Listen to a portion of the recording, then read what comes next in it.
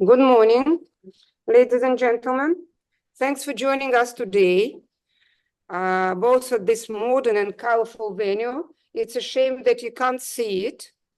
It is the art space of the RANEP Research Library. Either you're online or in the comfort of your own homes, you are always welcome. So I'm proud to open the plenary session of the 6th Annual Academic Student Conference, Student Guide. The idea of this session is very special. So it was the idea to combine consideration and analysis of the issues that have a significant impact, sometimes critical impact on humanity, even to the point of survival. So on the three interlinked issues we are planning to touch upon during this session. The first one is the likelihood of sustainable development, even if the mankind masters the transition away from fossil fuels. And he will give the floor to a much trusted and loved expert, Professor Michael Yulkin, expert at the International Center for Sustainable Energy under the auspices of UNESCO, and the founder of Carbon Lab. I'll say a couple of words, so I'll outline the whole session. So the risks of climate change, whether avoidable or not, ones that can or cannot be minimized or mitigated, are hardly controlled, and moreover, they are extremely costly. Our next speaker, after this segment is over, is Yulia Grigorovich. She is our guide to the world of the rapidly changing financial picture of the world which is on the way to multipolarity. Yulia, she's a financier, and for many years, her place of work was the Central Bank of the Russian Federation, where she participated in the development of recommendations for taking into account ESG factors by financial organizations, as well as sustainable development issues. And I expect Yulia to talk about spontaneous changes in the global financial system and what kind of impact this transformation will or may have on the world economy when a multi-world is emerging from within, while it is emerging. And our third speaker is an expert in logistics, Professor Emil Martirosyan, who will hopefully join us from Europe and will be limited in time as he has a very tiny slot available between two classes where he is teaching. So his topic today is revision and rethinking of the entire global logistics system as it ensures all conditions for the most convenient consumption. Again, the Orient Express, this turn to the east and turn to the south, is leading to a new logic and philosophy behind logistics. After each of the parts of this session, student speakers will intervene with very rapid presentations of their view in the alternative future. Now eventually give the way or give the floor to Professor Mikhail Yulkin. Mikhail, you have the floor. Thank you very much, guys. I was kind of a little bit confused. So we are supposed to speak English right here, right? I will do my best in this way to speak English rather than Russian. However, the presentation is unfortunately in Russian. But maybe it's also like a good idea that you can actually follow the language on screen and then a different language in your ears to have kind of a both ways getting the information into your head, through the eyes in Russian and through the ears in English. Anyway, I'll try to. basically, this is probably the first slide to start with. So we are talking now about climate change. And this is not a chaos, right? It's not like set up story. So basically, the science behind the studies in climate change is already 200 years and even more. So basically, this is just to get you an idea that the whole idea didn't start with Greta Thunberg or didn't start with Albert Gore, but actually started with Jean-Baptiste Fourier back in 19th century. And then over the years and over the centuries, we've got a lot of people actually involved in these studies, making their contributions into the level of knowledge we have nowadays. Uh, uh, some like big heights that were actually conquered by the scientists through the years. The first Nobel Prize, real Nobel Prize in science, was actually granted to the economist William Nordhaus back in 2018 for his introduction of climate issues into the global economic forecasting. And then 3 years ago, two physicians were also granted the Nobel Prize in physics for their studies in the climate change forecasting. However, it was kind of a lucky story because these guys are now in their 90s, basically. And the result that they achieved actually were made back in 1970s or something. So it took like half a century for the world to recognize the outcomes and the results and to make sure that the focus were really done well. Now, the guy who she was a very much celebrated scientist, but unfortunately he failed to get the Nobel Prize. His name is Charles Keeling. He was the first guy who started actually measuring the concentrations of CO2 in the atmosphere. The graph to the right is the graph that he actually started to draft, and then his son followed the route. And so now we have like the continuous measurements starting from the late 1950s and up to nowadays.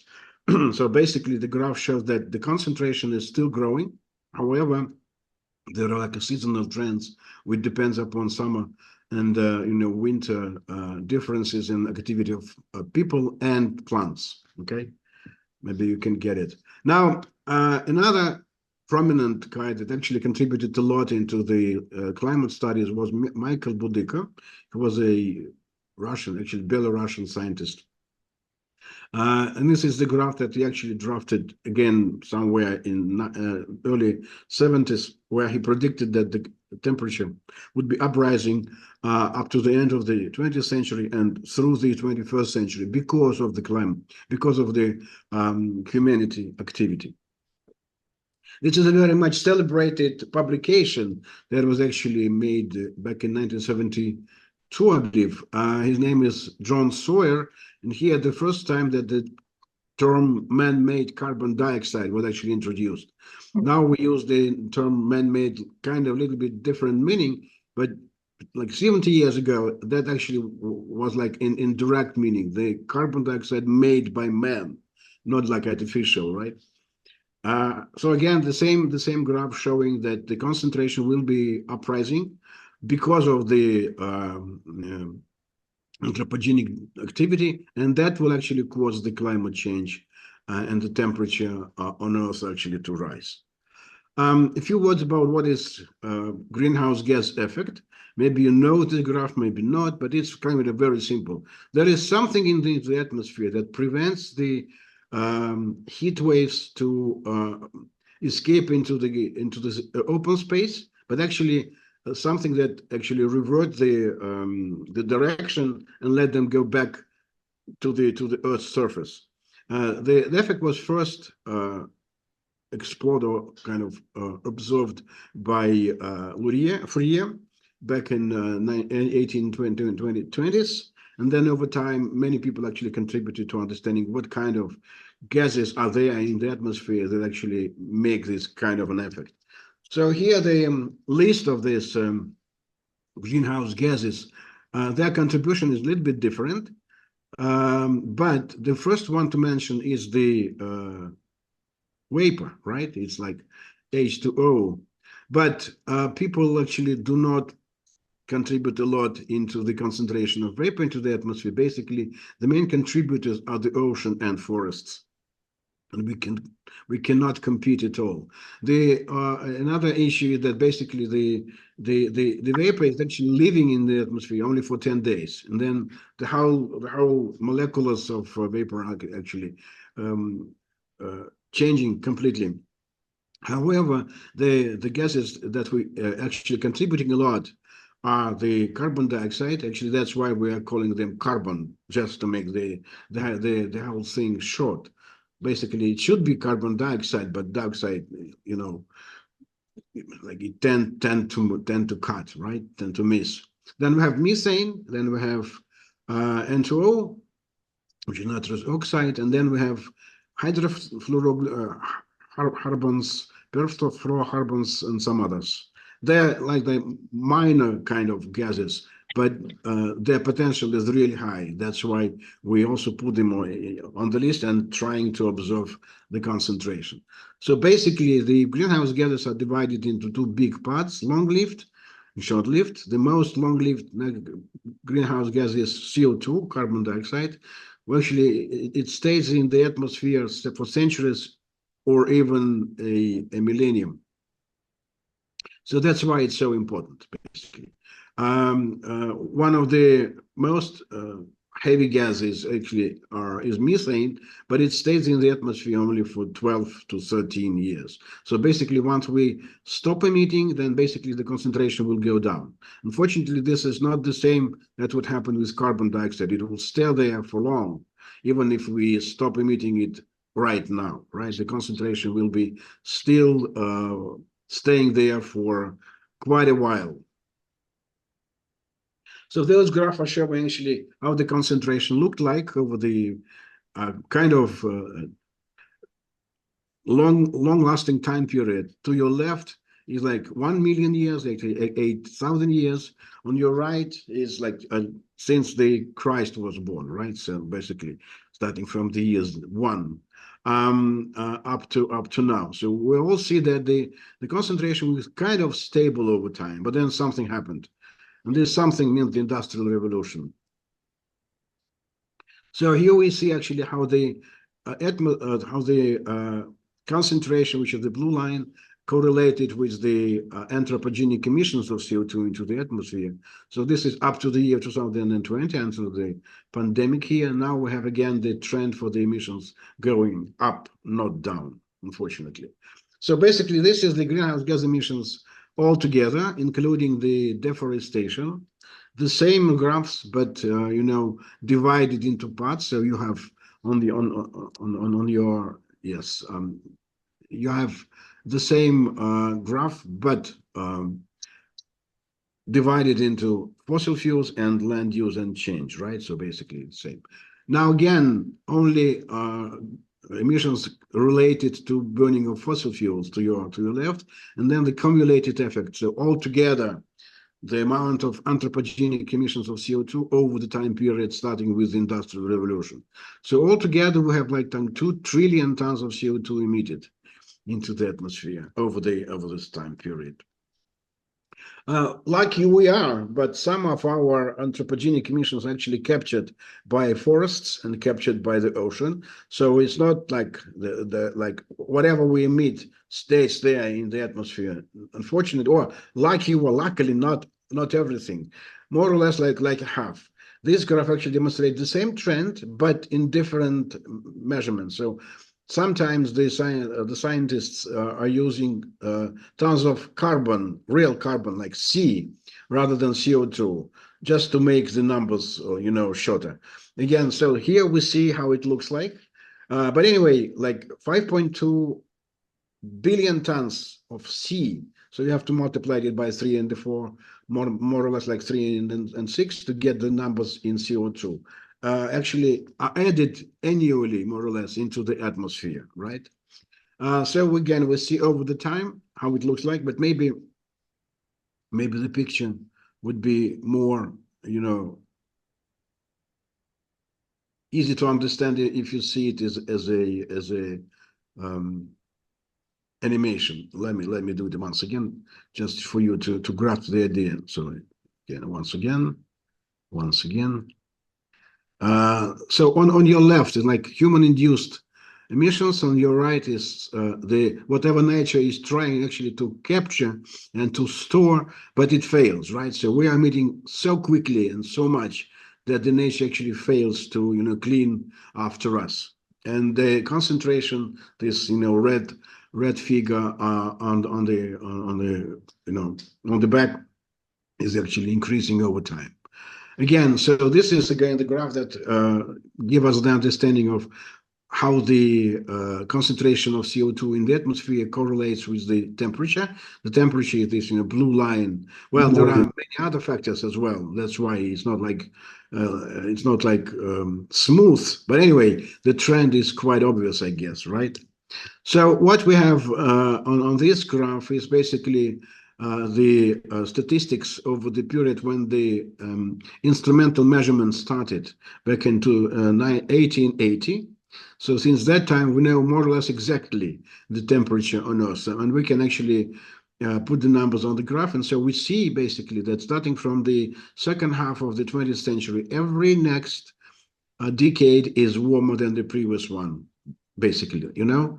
So basically this is the general trend. On your right, you see the most warm, the warmest basically years over the period started from the 1880, so from the moment that the measurement started. And you can actually see easily that the warmest 10 years are the last 10 years on record, right? Starting from the year 2014 and up to 2023, every year was kind of like making a record, right? Not that one by one, of course, but still the warmest 10 years are the last 10 years in the history of mankind.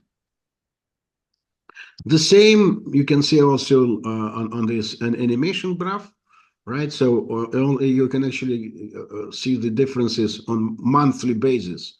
So how it looks like over a period of time up to now, just to make sure that this is not by chance, right? So this is not like stochastic numbers, but the real trend, right? Okay, so you see how it looks like, okay? So again, starting from the very moment that we start measuring the temperature, like with instruments, so we see quite an obvious trend that the latest years are the most warm years on record. Again, I guess this is a kind of a nice picture that shows is it showing something? No. Let's start again. Oops, something went wrong. For sure. Why is it so?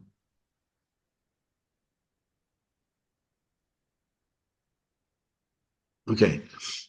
You see actually the difference between the temperature rise on land and over the ocean. Okay, and especially it can be seen here that the temperature in the Arctic region is actually increasing much more rapid than on average. You see, right? So it's kind of astonishing. This is the last year. The last year was the warmest on record, as you know.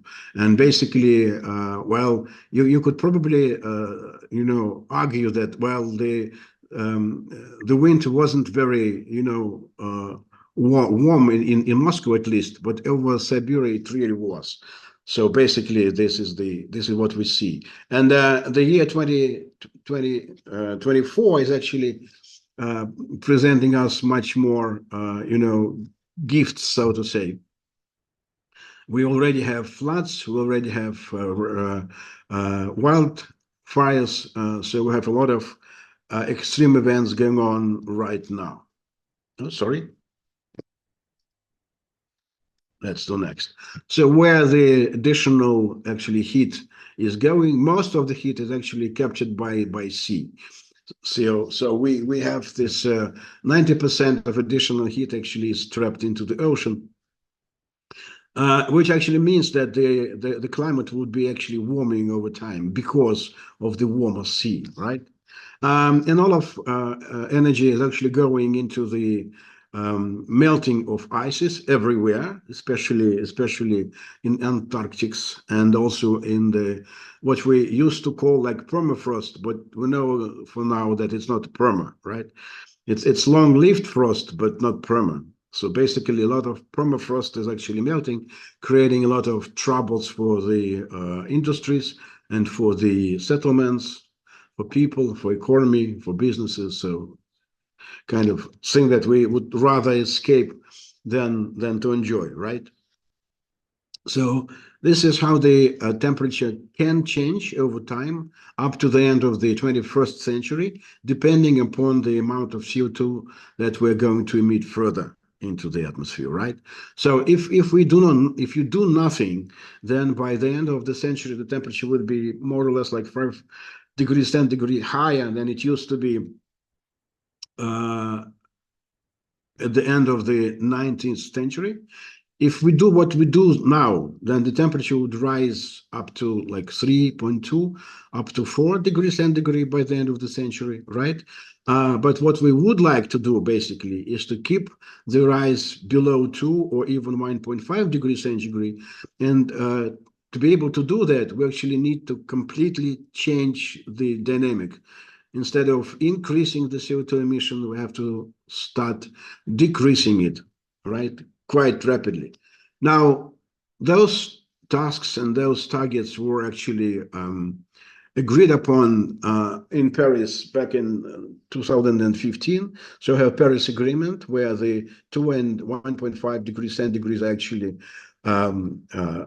explicitly shown as the preferable climate change over the 21st century.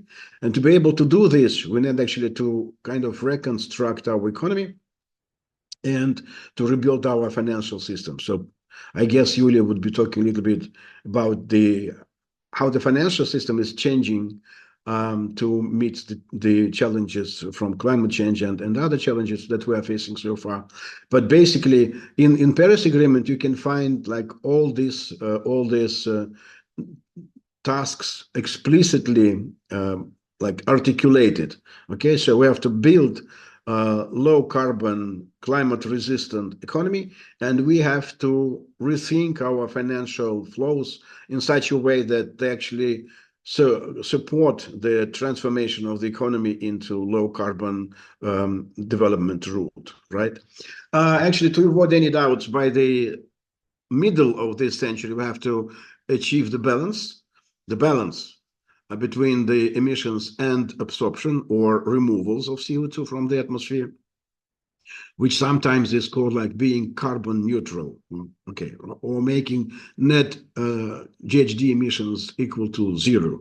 But this doesn't mean that that is the final point. Sometimes I like notice this kind of a mistake. It's not the end. It's just a point on the route, getting to zero. Then after that, we need to go actually below zero. And the graph that I demonstrated before actually shows us this, right? Even if we would like to keep the rise of the temperature below 2 degrees centigrade, we still need, at least by the end of the century, to get like negative emissions or to make removals higher than emissions. And if we to limit our temperature rise by 1.5 degrees centigrade, so we actually start to get like net removals somewhere by the middle of the century. So getting to zero, it's not the final point. It's just a very important like point on the route, but not the final one. You have to actually keep it in mind when discussing the perspectives of climate change mitigation. Now, how much of CO2 we still can emit into the atmosphere? Well, if we would like to limit the temperature rise by 1.5 degrees centigrade, then basically we only have the budget, something bit like 400 billion tons. How much are we emitting? Something like 40, right? So basically it's 10 years. But these calculations were made kind of like a few years ago, right? So we can claim that by the end of this decade, we will actually use this budget completely. So we only have this decade basically to be able to keep the temperature rise below 1.5 degrees. Otherwise, it wouldn't be possible at all. If we would like to stick to 2 degrees centigrade temperature rise, then we have a little bit more. We have 1 trillion tons or something uh, still to be emitted.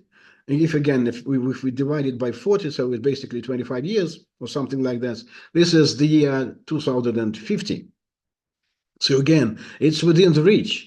Well, not for me, of course, but for most of you, I guess, right? So basically, this is the task that this current generation would have to solve anyway, because the previous ones failed, including the generation I belong to, right?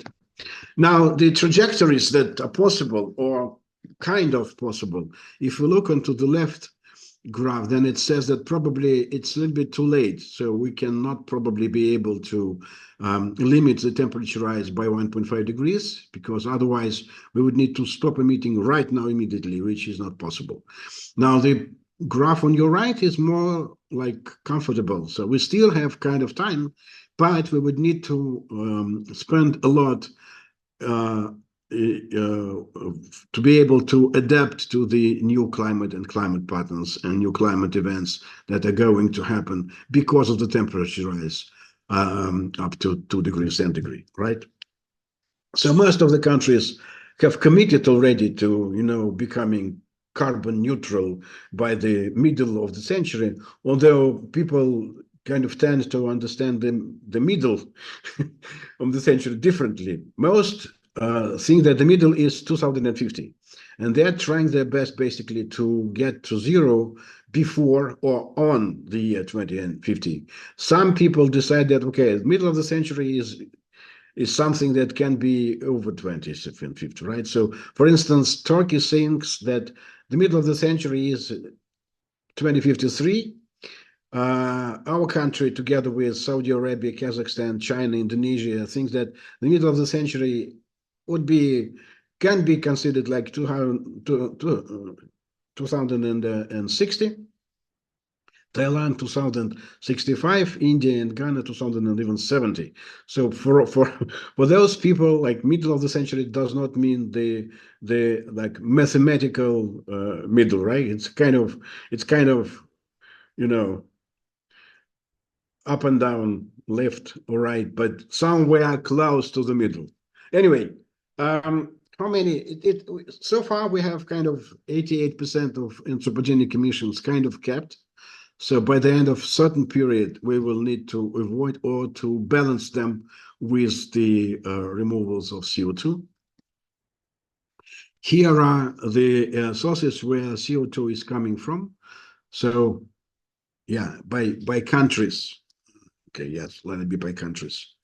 We can also have another graph saying demonstrating the emissions by sources of fuel. Oh man, not here. Have it here. But it basically this graph to your left, right, where where the emissions are split by regions and countries. Basically, this is the only emissions associated with fossil fuel, okay, and industry. Not all industry, but some kind of industry, like cement, for instance. It's more or less the equal proportion between coal, between oil and natural gas, right? So in order to get this graph go down, we need to do something with these types of fuel. Otherwise, the emissions would still be growing instead of going down. Again, this is the more precise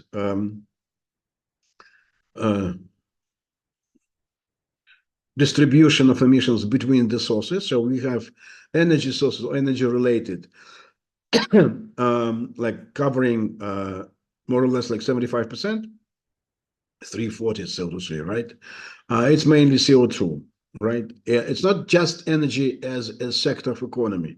It's all and every emissions associated with producing any kind of energy for any kind of consumers, including the burning of fuels in transport, including burning fuel in industries, burning fuel in housing, everywhere, right? So everywhere we burn fuel to produce energy for particular needs for particular consumers, and this is called energy on that graph, right? Industry is not energy, created or used in industry. It's like industrial processes. It's when you transform the raw material into the final goods. Then sometimes this transformation associated also with the carbon emissions, especially if you're producing cement or chemicals or even iron and steel. Then wastewater treatment and waste management, agriculture, especially associated with the emissions of methane, right? And the same, including here we have also forestry. Deforestation is, of course, emissions of CO2 when you cut off trees and create, for instance, I don't know, croplands or something, grassland for your livestock. Altogether, like 24 or 26, sorry, 26% of emissions are associated with food. So we need to eat something. But the bad news is that actually 6% of emission are associated with food we didn't even use, right? So it's waste, basically.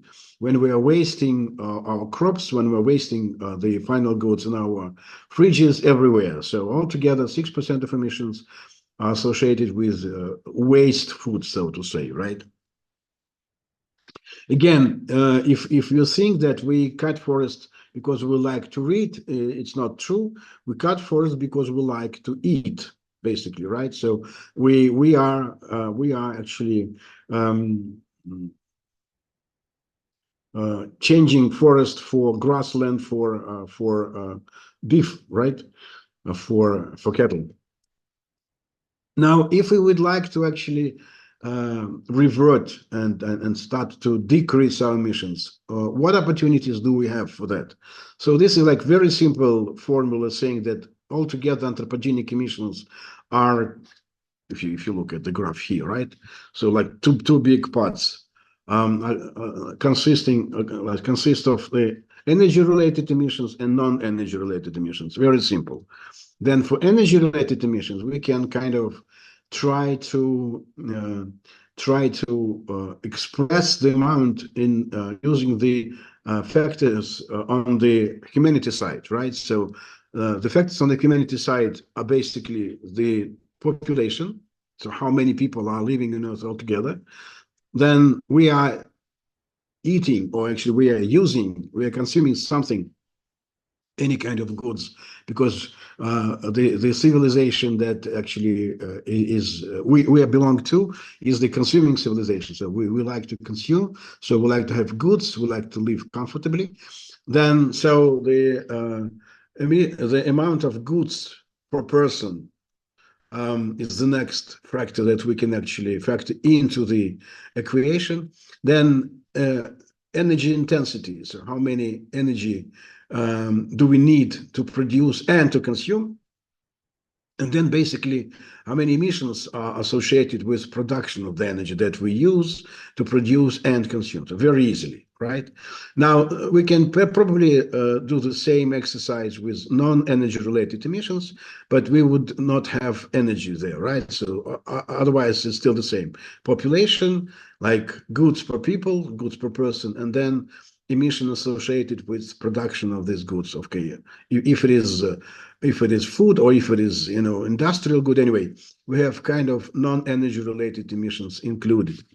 So if we put it in just one formula, right, and try to analyze, so what opportunities basically do we have?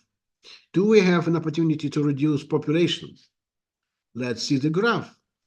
This is the dynamic of the population over time.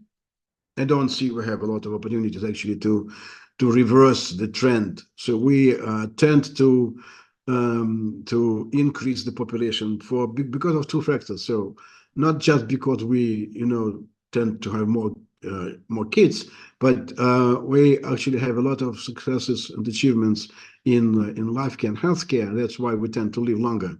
And because we live longer, we have the growing population on the planet Earth. Now, the second factor is consumption, right? Let's see the graph.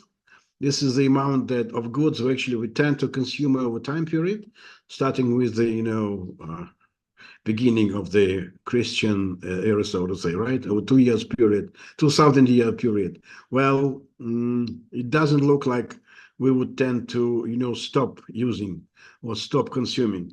And again, there are two reasons. One reason is developing countries are still much more poor. And then we also have the population living behind or below the misery level, so to say, right? And we have the one of the sustainable development goal actually to get rid with poverty, right? That's why we can easily assume that the G will be growing up, will be rising over the period, at least by during the 21st century for sure. We can kind of claim that there are certain groups that overconsume, right? And we can claim that those people should do something and probably change the patterns of consumption to make it more modest, to make it more rational. But this would actually make a very marginal effect on the amount of G, because the general trend is that the population in developing countries would like to be richer, would like to live like a richer life, more comfortable life, and we have to get rid with those people with the poverty, right? So with the level of living which is behind the minimum standards. So not to do a lot. Now, if we take energy intensity, well, some people would tend to claim that, well, this is the biggest opportunity actually, but let's kind of think, okay, if energy is no longer a limiting factor and we still need to increase G, what are we going to do? Are we going to save energy, or are we going to produce more goods? I guess the answer is kind of obvious. Whenever the energy is not the limiting factor, we will produce and consume more goods. That's why energy intensity would not make a big contribution into the overall emissions, unless we decide something about the carbon intensity of energy production. This particular parameter is something that we can actually reduce drastically if we change from using fossil fuel to using non-fossil fuel, or what we call green energy or sustainable fuel. And we also can think about the same, but with not energy related emissions like agriculture. Unfortunately, there is no much opportunities to do something about the agricultural emissions, and the kind of hard to abate emissions associated with industry. So for that part, we would probably need to consider the increase of removals by keeping our forests, growing more forests, preserving our forests, and doing stuff like that. So basically, for that last part, which is non-energy related emissions, yeah, of course we can do something. For instance, we can switch some like heavy technologies into sustainable ones, like when we produce steel and iron and steel. Okay, we can do the same by using hydrogen instead of carbon, and by using direct technology instead of going through the technological stages that we do now, right? This will reduce emissions very, very much, but not everywhere we have opportunities like this. Okay, for cement production we still don't, but we can start using again wood instead of cement, right? But we need to do it sustainably. Now, are we actually transitioning away from fossil fuel? Well, we are investing a lot, basically, into the non-fossil fuel and non-fossil energy. And those graphs are quite obviously demonstrating that we are trying our best, but it's still not enough.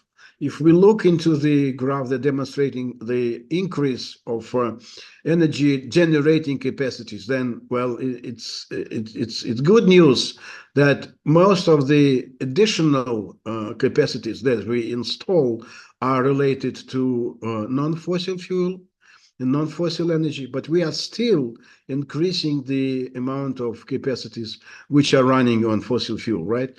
So in order to reverse the graph, we would need to have these gray columns, in the negative side of the graph, and they are still in the positive. Okay, so the good news that most of energy that we are adding to the system are green, but the bad news, we still do not substitute, right? So we also adding they call them the brown energy to the graph as well. Now about the same, but if we talk about the transport vehicles, right? So we are now having quite an obvious trend that the amount of electric vehicles are increasing in the sales. Here's the graph actually demonstrating the amount of money put into these technologies, and here the sales. So the leader in terms of share is Norwegia, right?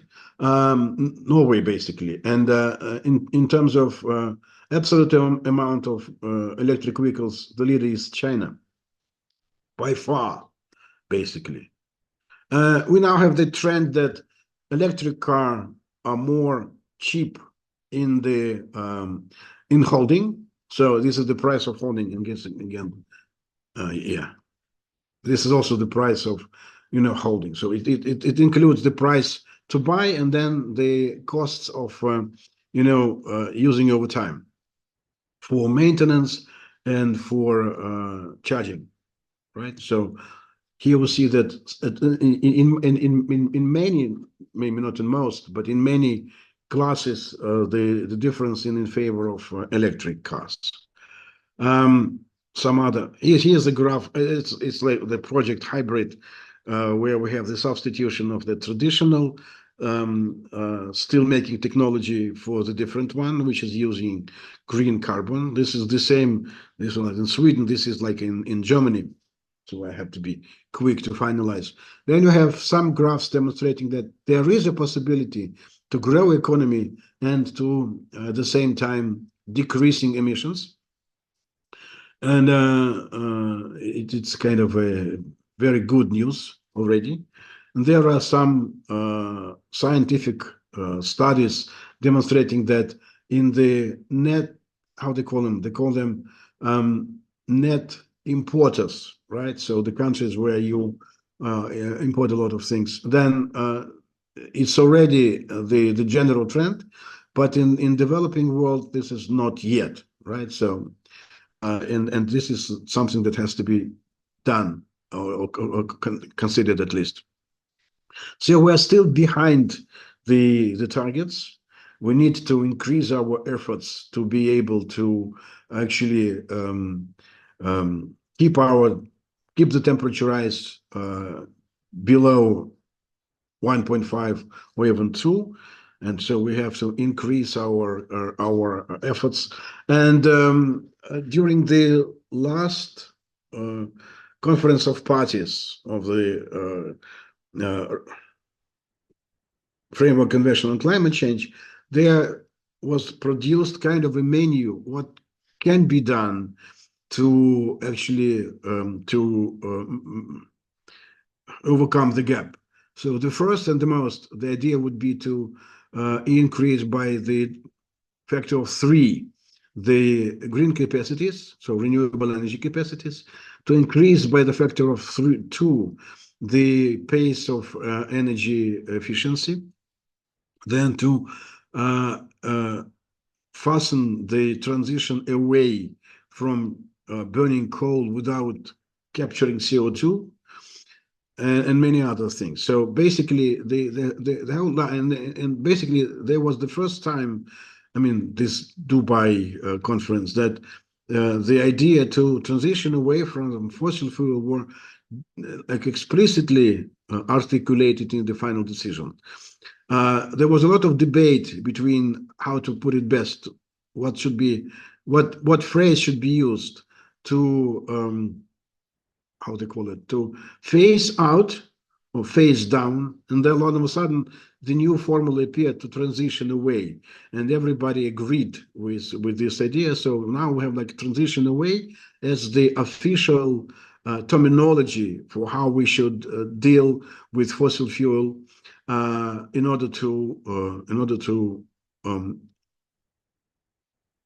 prevent anthropogenic climate change and anthropogenic emissions into the atmosphere. Apart from this official document, which everybody kind of voted for, a lot of documents were signed kind of like during the side events. And there are declarations saying that we have to triple the renewable sources, but there's another declaration said that we also need to triple the nuclear sources.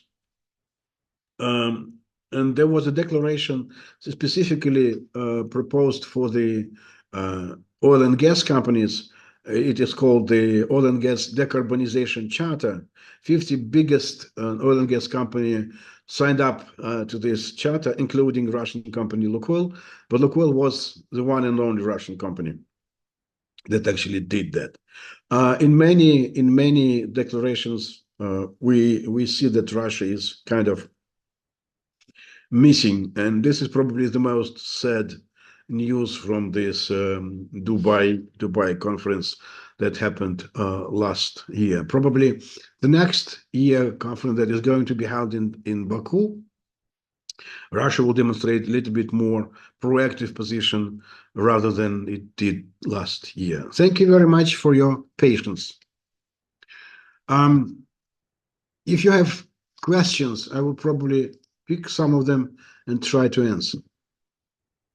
Do we have anything? Yes, I have a question. Yes, please. Thank you very much for your presentation. I think this topic is very important for us. And my question is about private sector. What opportunities are provided to the private sector to participate in efforts to reduce greenhouse gases emissions under the Paris Agreement?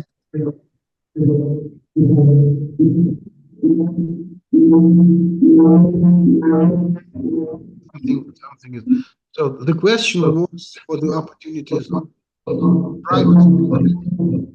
Guys, what's going on? Okay. I don't probably somebody. Somebody's talking together with me, I guess, right?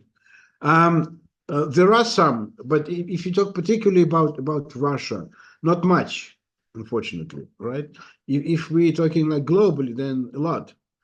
In some countries, we have basically the specific greenhouse gas regulation, and not only to the west, but also to the east and to the south. So we have China covered with 9 different systems of greenhouse gas regulation, covering not only energy sector, I mean, not only energy generation from coal, but in some, at least, provisions, yeah, so they provinces, sorry, they have greenhouse gas regulation system covering also industry, aviation, housing, waste, transportation.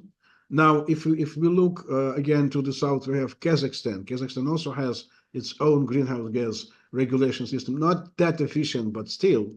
If we look, if we take India, for example, India is now considering the introduction of greenhouse gas regulation system. So it's not just an opportunity for the private sector to do something with their emissions, but basically the obligation, right? If we took, for instance, Europe, okay, they have very famous ETS, emission trading scheme, which actually covers 60% of the emissions. And the biggest emitters, I mean, in terms of installations, and they have to reduce it rapidly by the pace of 4% annually, which is kind of a challenge. And this system covers not only energy sector, but also industry, aviation, and it's going to actually cover the shipping and housing.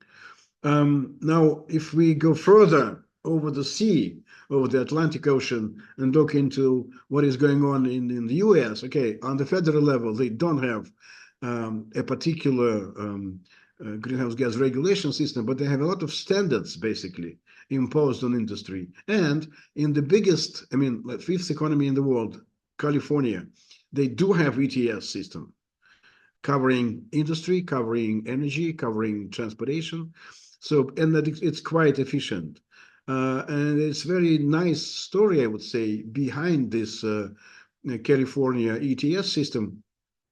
It was kind of signed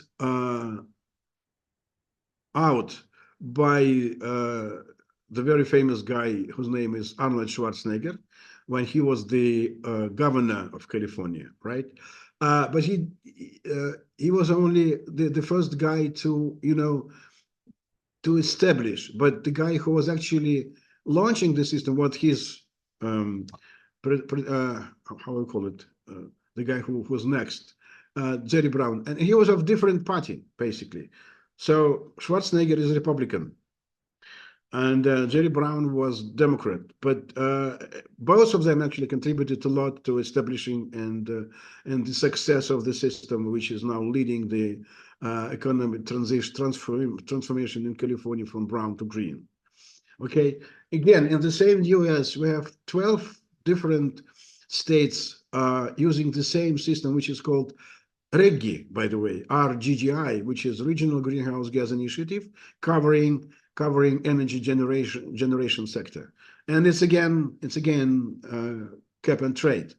Okay, so altogether, kind of 60% of emissions belong to the countries where they actually introduce any kind of greenhouse gas regulating system. Altogether, kind of 20% of emissions are now paid for in kind of different ways, either through greenhouse gas allowances or through carbon taxes. And in Russia, we only have a very small part in Sakhalin, you know, covered but by the greenhouse gas regulation system as a testing ground. So we'll see over the 3 to 5 year period what would happen then, and then make kind of decisions. But I know also that the Ministry of Economic Development is considering the introduction of greenhouse gas regulation system in Russia starting from the year 2028 or at least 2030. So basically, for the industry, for the private sector, this will also appear to be not just an opportunity, but an obligation. Okay? Thank you, Michael. Yeah, thank you. So it will be echoed for some time. I'm very sorry. Thank you very much for this very interesting. Just a second. So many mics. Can you just a second? We'll switch on the loudspeaker. Yeah. Right. Okay. Thank you very much for this very interesting presentation, and really very topical one, showing the way out of the emerging crisis or whatever. But we are really slightly, or not more than slightly, behind the schedule, and we have several students' presentations prepared. So what will we do? Will we give the floor to Maria Gulieva and other people who registered for this, or will we go on with what was planned, and then probably do it later on, going into the interval between the sessions? We have some interval between the sessions, which we can feel. What do you think? Maria, are you ready? Maria Gulieva. Yes, I'm here. I'm ready. Are you ready? If you are ready, we will give you, but Maria, 3 minutes, not more. Try to concentrate on the main idea. because all your presentation will be published then on the wall presentations. Yeah? Can you switch on the sound? Yes, just a sec. Maria, you're welcome. You can share your screen with us. You see my screen now?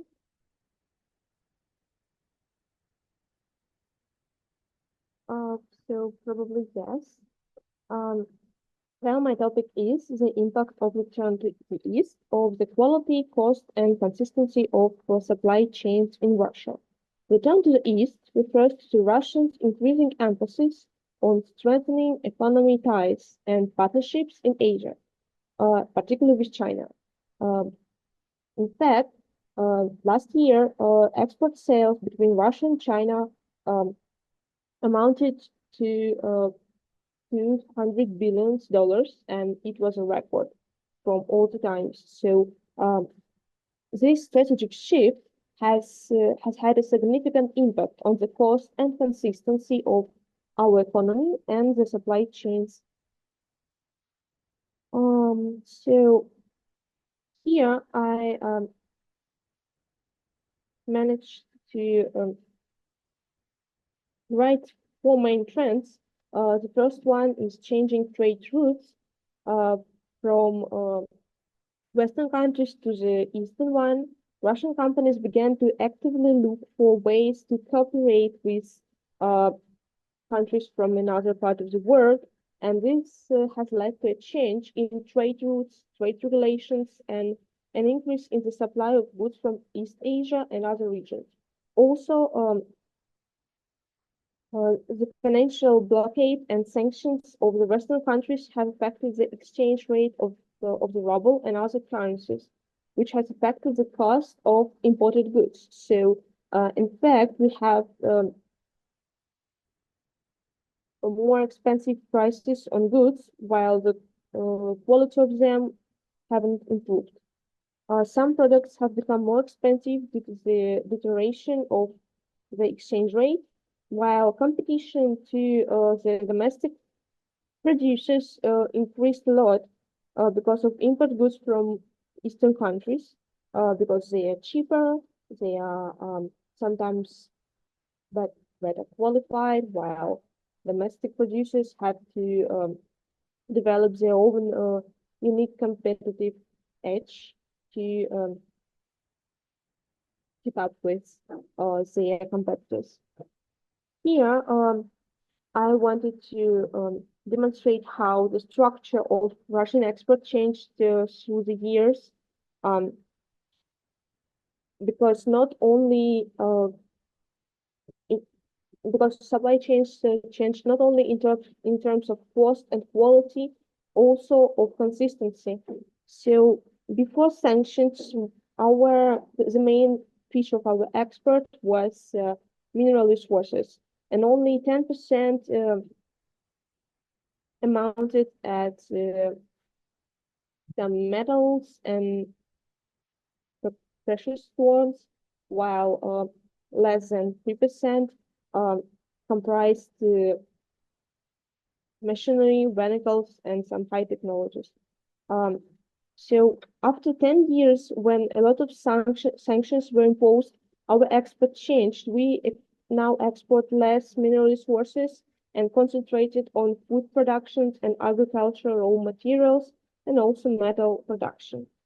I want to wrap up my presentation and finish with a quote of professor from Far Eastern Federal University, Victor Levin, who said that many Eastern countries declare a willingness and plans to develop economic ties with Russia. However, none of them is in a hurry to make cardinal decisions, let alone to take concentrated steps. That's all. Thank you for your attention. You're welcome to ask questions if you have time.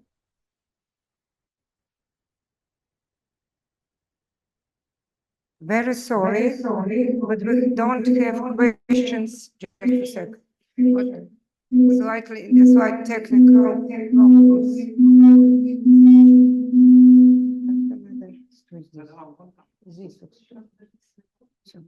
Okay, so we unfortunately don't have much time for questions because we want to give the floor to our next student speaker, and it is who? It is who?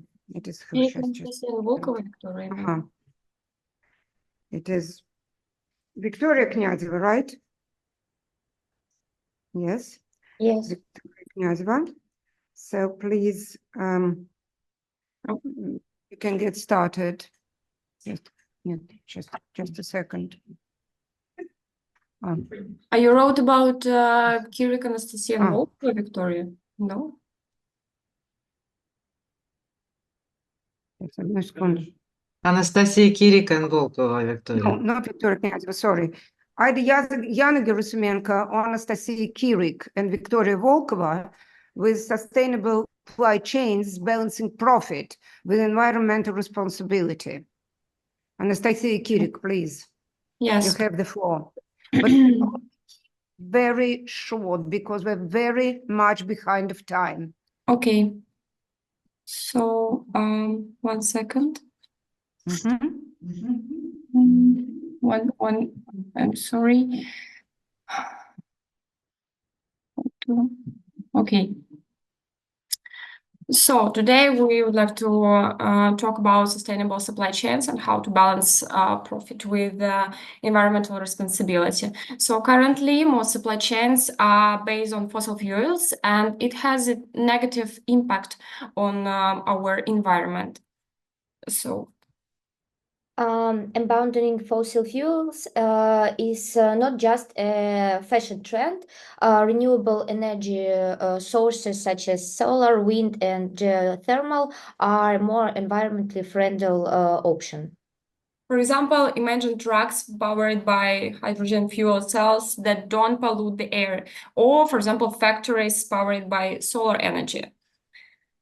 So there are some challenges that we can face when we want to apply some sustainable practices. There are high initial infrastructure costs, modernization of power grids, and development of energy storage solution. So in our opinion, we must focus on long-term benefits. So the cost of renewable energy is declining and the price of fossil fuels will rise. Companies that adhere to the principles of sustainable development attract consumers and investors who care about the environment, which gives them a competitive advantage. So. Also, we want to show some sustainable practices that can lead to increased efficiency and cost savings.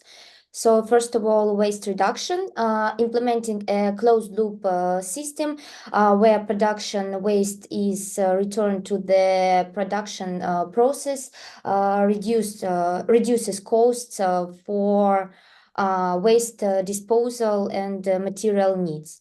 Transitioning to energy efficient equipment and utilizing renewable energy sources such as solar panels can significantly reduce energy consumption and related costs. And ecological packaging, switching to the biodegradable or reusable packaging minimizes the amount of waste generated throughout the product life cycle. Yeah, and what about cooperation? So cooperation with suppliers and distributors who share your commitment to the principles of sustainable development strengthens your efforts. So transparency and information exchange make it possible to optimize the entire supply chain.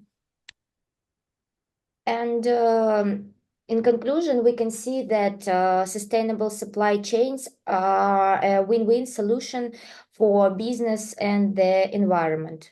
By collaborating and focusing on the long term, we can create a more sustainable future. Yeah, so that's all about our presentation. Thank you for your attention. Большое спасибо. Thank you very much for this interesting presentation, establishing the bridge between costs of time of climate transition and transition away from fossil fuels and logistics and finance. You see how everything is interrelated. So the next presenter, but please, Maria Gulaeva, are you ready? No, Yana Gerasimenko, please keep it very short. I'm sorry, I wrote to you. It actually is from a different section. Change the Gerasimenko is order not of on the our- list, Irina. I see that Professor Matsirasyan has joined us already, so we will switch between him and Mrs. Grigorovich. Okay, Yana, you have the floor. Yana is sorry, not on the actually. list. Yes, Hmm? it is from a different topic. We only have Kirill Kazakov left, who is not on the list today of the participants, I'm afraid. So let's move over to the experts.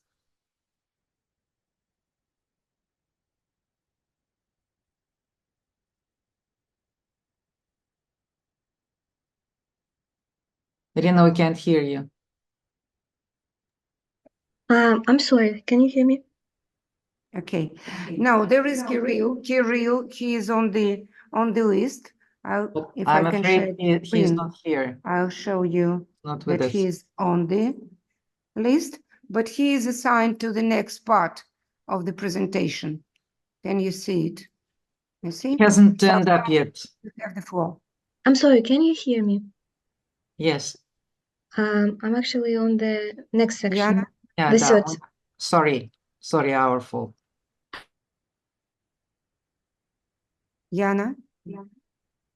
Yana is Are you participating ready? in a different session, Irina. In a different session. Okay. Sorry, probably it's because she wrote to me. She's in a mistake. No. Okay. So Okay. Very maybe- good. Then let's do what? Emil, are you ready? Professor Matsirasyan, are you ready to start now your presentation? So we'll switch the order and now ask Professor Matsirasyan to hopefully talk about the transition from one type of supply chains to another. Emil? Where is he? I saw him. Emil? I cannot No? see him on the list. I can't see him. Elena Nikolaevna, I just saw I haven't. Emil, but probably he's not with us yet. Okay, then Yulia Grigorovich, please, can you start your presentation on the analysis of the great trends on this in the world financial system? Yulia, you have the floor. Yes, I'm here. Good morning, everybody. Can you hear me well? Right?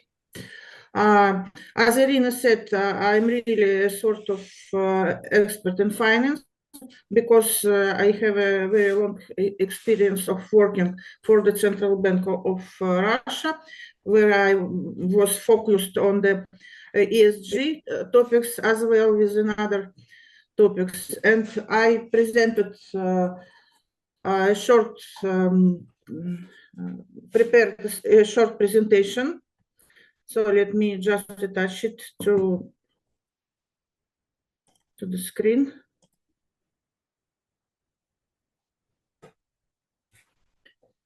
So I also prepared a written speech, and I will follow this speech. It will try to be shorter because we are out of schedule, as Irina said.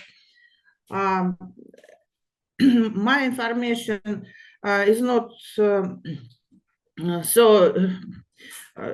isn't touched so deep climate question, but some of topics they related with climate change, of course, because it's very intercorrelated.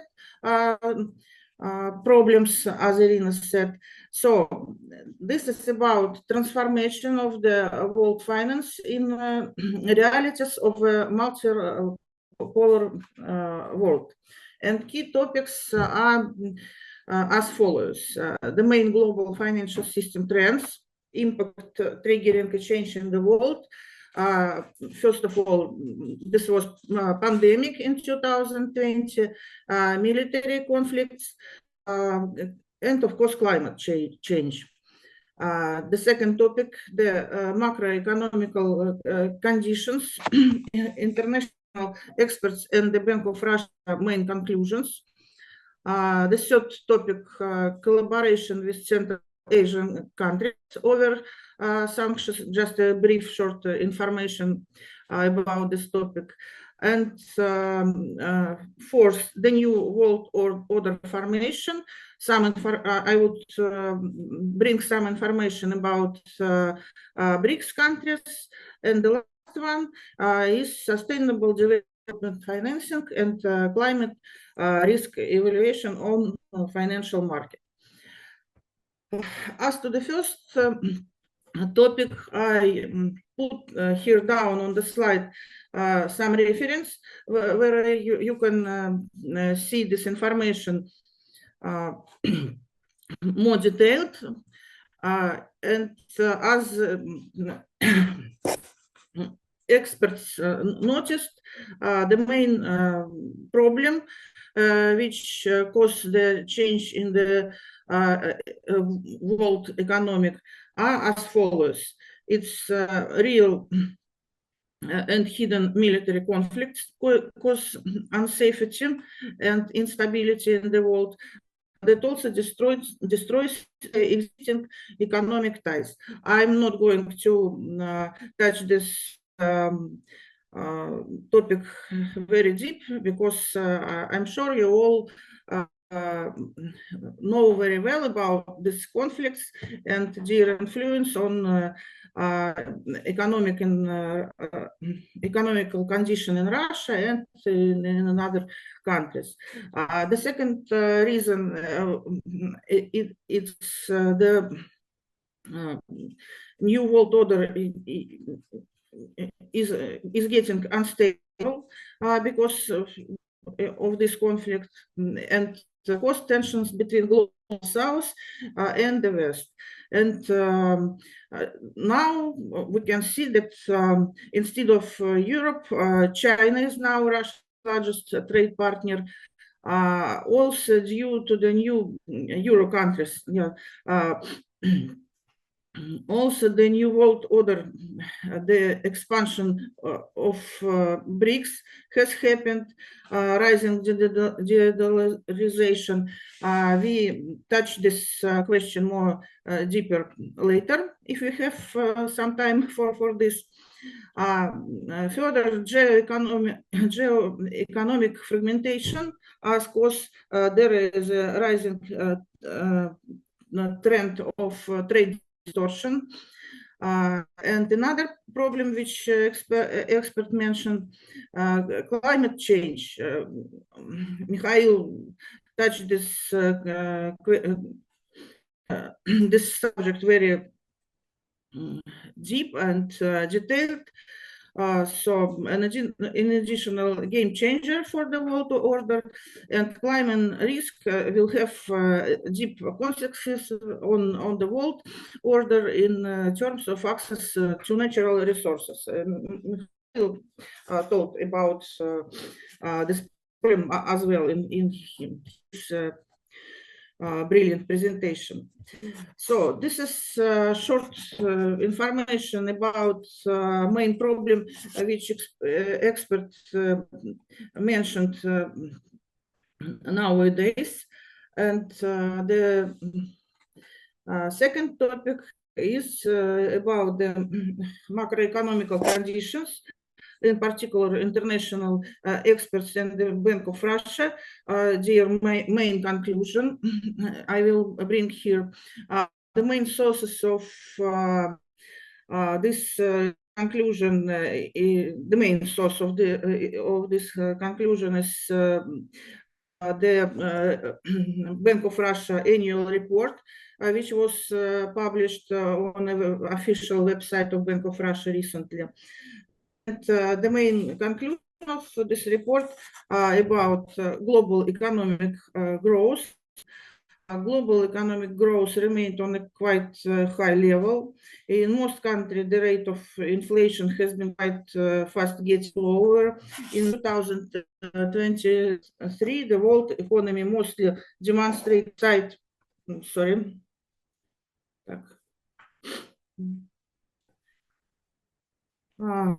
demonstrated signs of resistance during tough tightening of monetary policies by most central banks. According to the evaluations of the International Monetary Fund, the growth of gross national product consisted 3.1% comparing to 3.5% in 2022. But euro area was balancing on a recession edge due to complicated situation of the industrial sectors. Nevertheless, service sectors of Eurozone countries demonstrated stable growth. That was some of compensation of industrial sector decline, especially in Germany, due also competitive low gas prices preferences.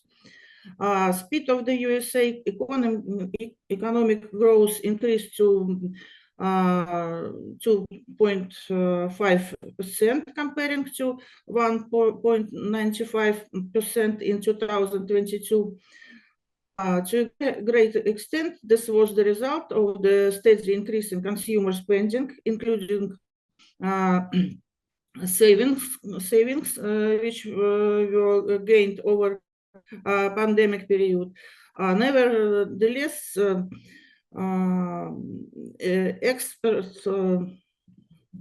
Nevertheless, of expert worries, the gross national product of China increased by 5.2%.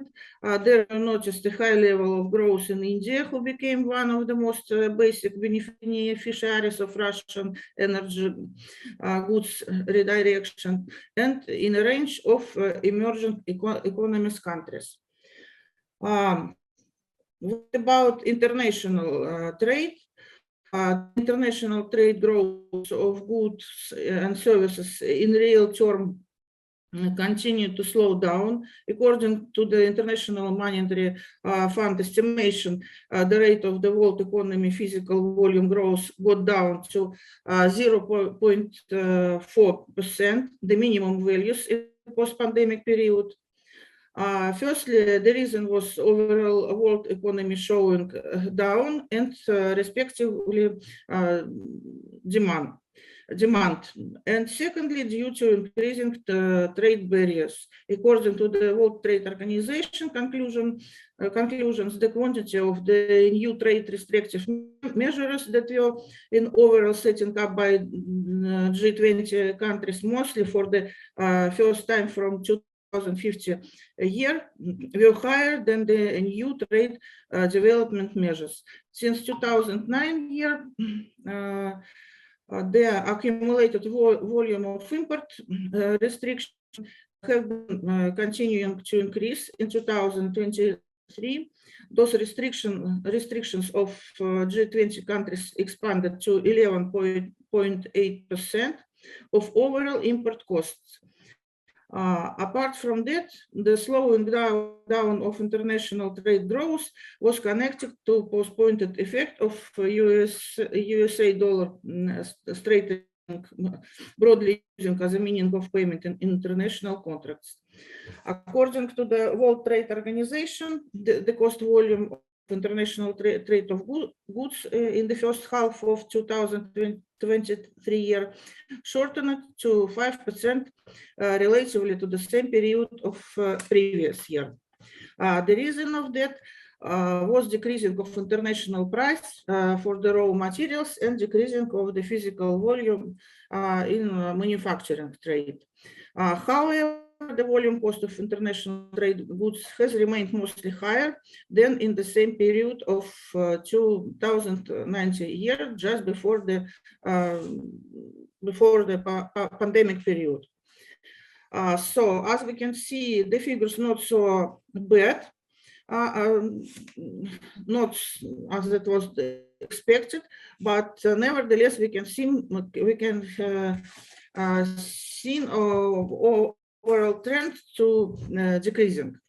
What about global commodity markets? In 2023, the world prices on the most part of raw commodities went down in comparison with their maximum level of previous year.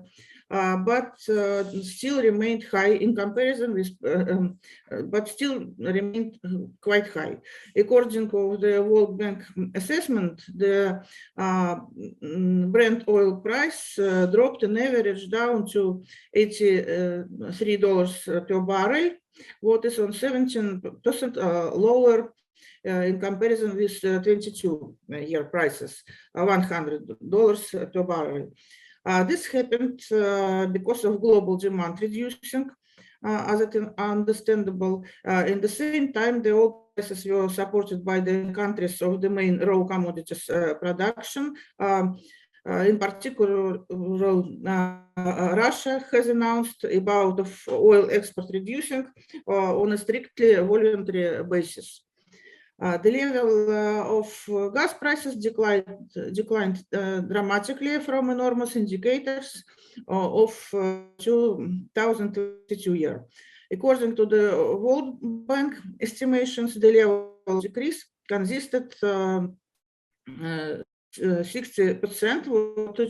what is quite high figure. Most of all, gas price dropped down in Europe.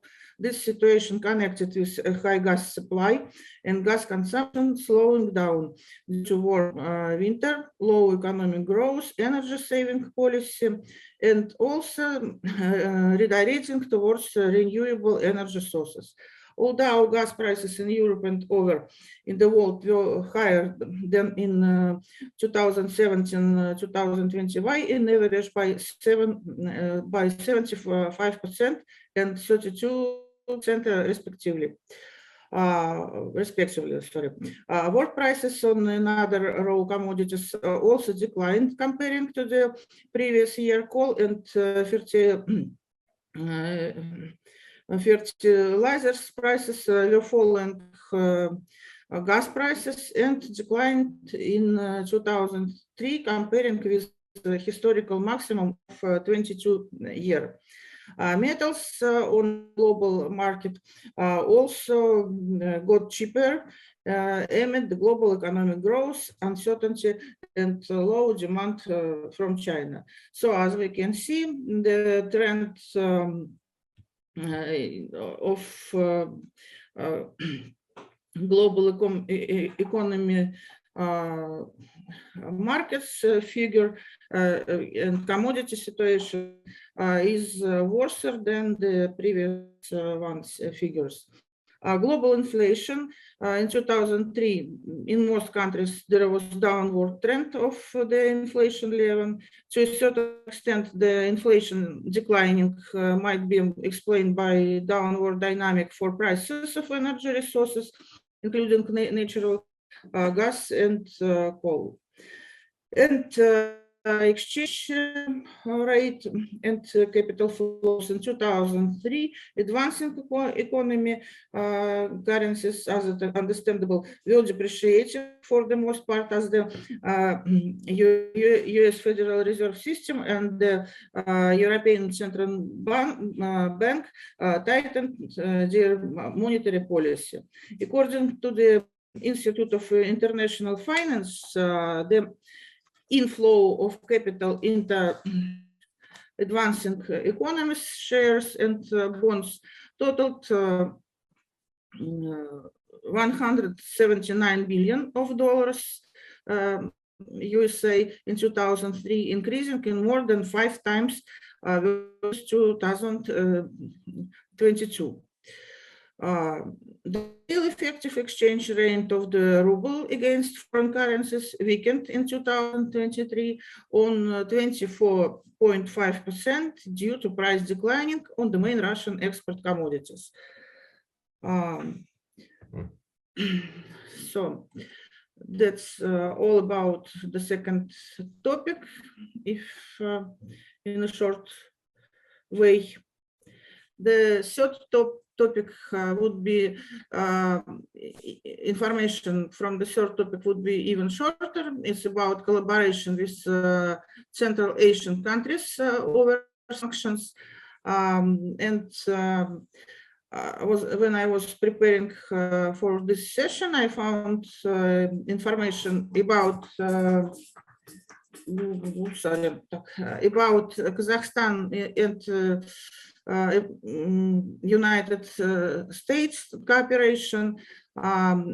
In particular, these countries, they are now discussing the logistical possibilities and prospects for the extraction of natural resources of this Central Asian country.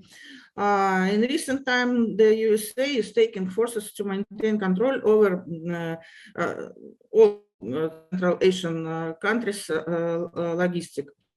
Kazakhstan government in turn is taking measures to extend traffic capacity of the so-called middle corridor. According to Kazakhstan officials, there are several projects to increase cargo transportation of Kazakhstan railways. The constitution of new the construction of a new railway road close to the China border has already started. And moreover, Kazakhstan, together with Azerbaijan and Georgia, have established new common commodity in order to provide one window for cargo transportation besides without Russia. The middle corridor will help to increase cargo transportation volume from China to Turkey and Europe. And according to the expert, the middle corridor project is demonstrating a great level of cooperation among East and West, Europe and China. And we can see the very high interest of Central Asian countries in cooperation with those countries. And officials from the USA within the framework of cooperation, according to the public sources, in cooperation with Central Asia country, we're trying to convince them to join the Russian sanctions, but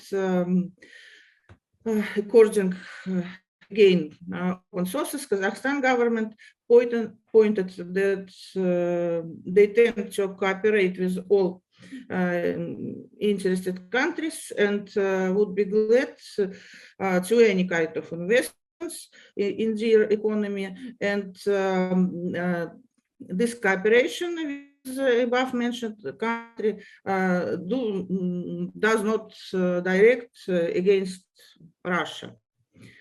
So briefly about Asian countries,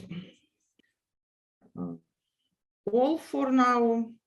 And again, we can see that the situation with, to my opinion, with Russia and Asian country collaboration is getting worse, because we've seen high interest in collaboration with so-called non-friendly countries of the Asia. So the fourth topic is about the new world order formation, in particular BRICS countries. The meaning of global economy transformation, the countries of the global south are establishing their own institutions, payment systems, the largest development markets, primarily the nations of BRICS, are among the leaders here. In March 2022, Deputy Minister for Foreign Affairs Sergei Ryabkov said that the BRICS will form the foundation of a new world order, saying, I think that the BRICS states total almost half of the world's population and accounting for a large chunk of global gross national product, and will be among the backbones of the new emerging world order. As you may all know, BRICS is an acronym for the group of leading emerging market economies of the world. Namely, these are Brazil, Russia, India, China, and South Africa. As an intergovernmental group, BRICS was established in 2006 by the Brazil, Russia, India, and China, and Republic of South Africa came on board in December 2010. On the 1st of January 2024, 5 new members joined the BRICS community. These are Arab Republic of Egypt, the Islamic Republic of Iran, the United Arab Emirates, the Kingdom of Saudi Arabia, and the Federal Democratic Republic of Ethiopia. Because of that extension, an acronym BRICS gained Mark Plus nowadays in when it's mentioned. And member states take turn holding the BRICS presidency for 1 calendar year. All decisions are made by consensus. In 2004, BRICS is chaired by the Russian Federation. Previously, Russia held the BRICS presidency in 2020. And during the meeting, I put here down some references about also about this meeting. During a meeting with a representative of Parliamentary Foreign Affairs committees from BRICS countries, which was held of 11 April, Foreign Minister Sergei Lavrov pointed the main lines of future cooperation.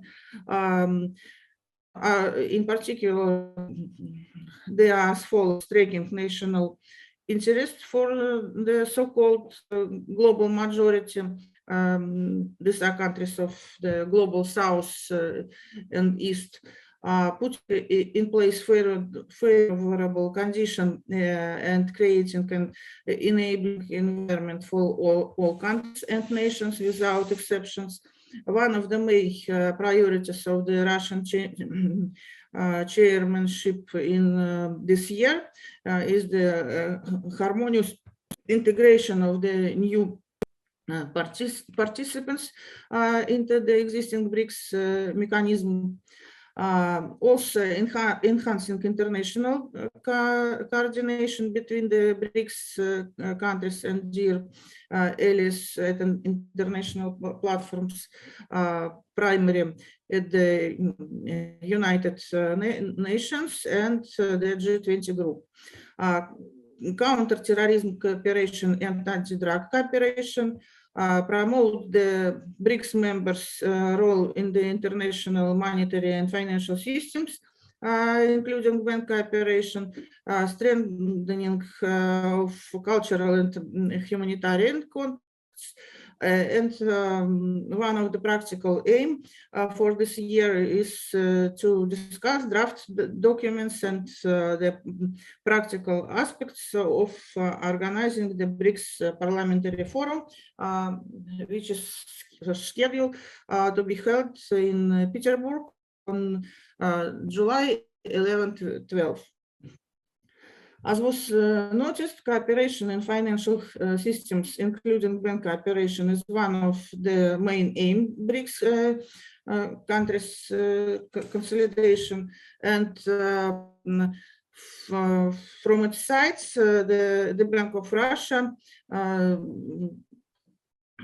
being the main financial regulatory body, is cooperating under the BRICS finance track with another financial regulators. of the BRICS countries, and the lines of Bank of Russia cooperation are as follows. It's contingent reserve arrangement system for exchange of macroeconomic information, payments cooperation, BRICS rapid information security channels, fintech cooperation, finance transition, and platform for the BRICS banks training events and seminars. I also put down here on this slide reference where you can see more detailed information about the seminar. It's really I think it's really very useful and contains more information about carbon aspects and climate change aspect as well. So, and cooperation, another aim of Russia chairmanship of BRICS this year. It's cooperation in the area of settlements and depository activities. So I was trying to be fast, and the last topic from my presentation about sustainable development financing and climate risk evaluations on financial markets. Despite of nowadays geopolitical situation, a global topic of sustainable development financing has not lost of its actuality, including among BRICS Plus country. And the sustainable development term has got its official recognition after the 2002 World Summit on Sustainable Development in Johannesburg. And this World Summit on Sustainable Development adopted a political declaration and implementation plan, which included provision covering a set of activities and measures to be taken in order to achieve development that takes into account respect for the environment. In doing so, the summit which saw the participation of more than 100 heads of state and government and tens of thousands of government representatives and non-governmental governmental organizations. Resulted after several days of deliberations, decisions that related to water, energy, health, agriculture, biological diversity, and in other areas of concerns. This lead to creating a new terms to ESG principles, in particular environmental, social, and governance Julia. principles. Yes. Julia, I'm very, very sorry. Are you finishing now? Because, as I said, it's a I have maybe 2 very minutes. interesting presentation, but we have to give the floor to our third expert, who is very much limited in time because he has classes. Okay, I only add, in this case, Yes? I only... Can you finalize now? Can you finalize now? I'm very sorry. I only We will add publish the- information about a very interesting paper which was prepared what we can do, Yulia, do you have time? Because we will give the floor to him and then go back to you for interesting information. I only would like to say one more sentence about the Yes. a paper of which was prepared by the Bank for International Settlements experts, which is very interesting and concerns to climate questions and evaluations of climate risk in financial organizations. So In this case, I will finish my presentation. Thank you very much Please for your stay with attention. us.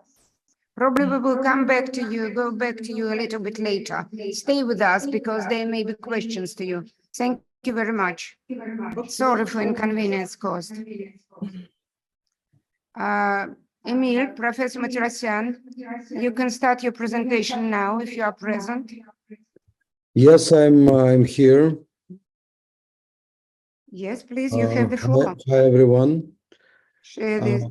Actually, I know I'm not having the slides for the presentation, so I just wanted to share a couple of ideas and concepts related to supply chain. Is I'm correctly understanding what's the topic of the session and what's you're expecting to bring on the table.